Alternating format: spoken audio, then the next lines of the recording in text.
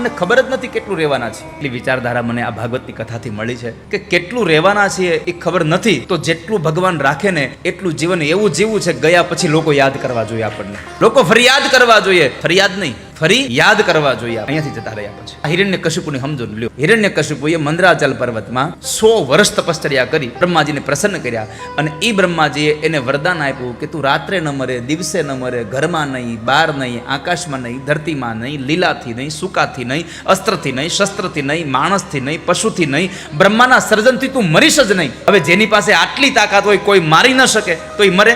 આ જ કથામાં એનો ઉપાય આપ્યો છે. પ્રહલાદને મારી નાખવા માટે કેટલા પ્રયત્ન કરવામાં આવ્યા, કોઈ પ્રહલાદ મર્યા નહીં. અને હિરણ્યકશિપુએ બચવા માટે કેટલી સાધનાઓ કરી, તપસ્યાઓ કરી, વરદાન મેળવ્યા, તો એ મરી ગયો. એમ સંસારનો નિયમ છે, તમે તમારી હાથે બચવા ચાહો ન બચી શકો. ઠાકોરજી જેટલું ઈચ્છે એટલું તમે કરી શકો. એક સૂત્ર છે, હરિની ઈચ્છા વગર કોઈથી તરણું ન તોડાય.